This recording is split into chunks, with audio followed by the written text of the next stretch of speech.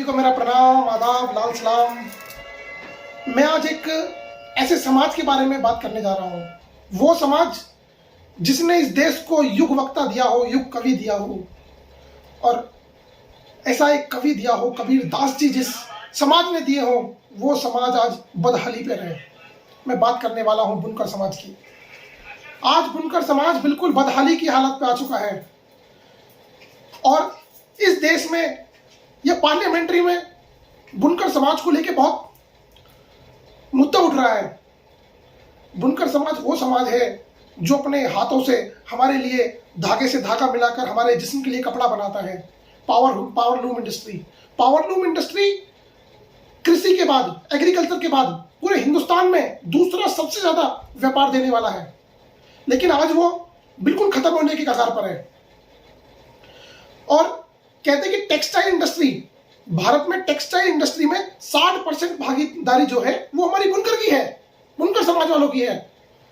और आप देखोगे भिवंडी में जो कभी सबसे ज्यादा पावर, जहां पे हैंडलूम सबसे ज्यादा हुआ करता था, अभी सरकारी आंकड़ों के अनुसार पिछले 6 महीनों में 5 लाख हैंडलूम फैक्ट्रियां बंद हुई हैं। अकेले भिवंडी में 5 लाख मशीनें बंद हुई हैं। और अपने उत्तर प्रदेश में आ जाओ आप, उत्तर प्रदेश में मेरठ है, टांडा है, बुरहानपुर है, बनारस है, मेरठ है। यहाँ पे बुनकर समाज को पता लग गया है कि भाई अब बुनकर जो समाज है उस सरकार का बिल्कुल ध्यान नहीं है उसके ऊपर। और उसका एक रीजन भी हो सकता है, बुनकर समाज अगर सरकार इस पर ध्यान दे तो बहुत आगे आ सकता है। अभी भी मैं अगर बात करूं कांग्रेस पार्टी की, तो लगभग 30% की सब्सिडी मिलती थी इनको।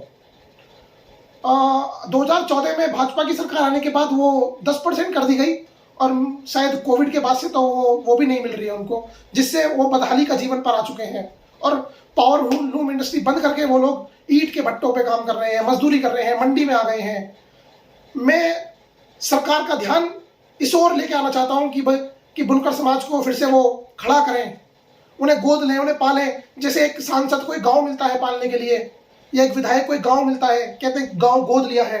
मैं सरकार से कहना चाहता हूं कि वो बुनकर समाज को, पावर लूम इंडस्ट्री को फिर से गोद लें, ताकि पावर लूम इंडस्ट्री फिर से भारत में एक नया व्यवसाय शुरू कर सके, लोगों को नया रोजगार दे सके। क्योंकि आप देखो, कृषि के बाद सबसे ज्यादा रोजगार देने वाला, व्यवसाय देने वाला जो कारोबार है वो यही है।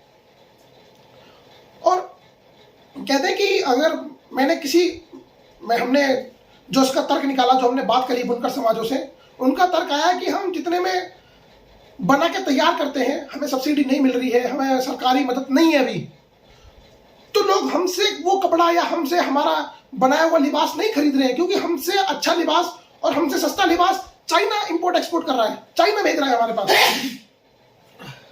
तो उसी चक्कर में क्या है, ये बिल्कुल ये यतीम हो चुका है। मैं सरकार से आग्रह करता हूं कि इस पर ध्यान दें और बुनकर समाज को फिर से एक ऊंचाई पे ले जाने के लिए काम करें बुनकर समाज को, ताकि वो फिर से भारत में रोजगार पैदा कर सके।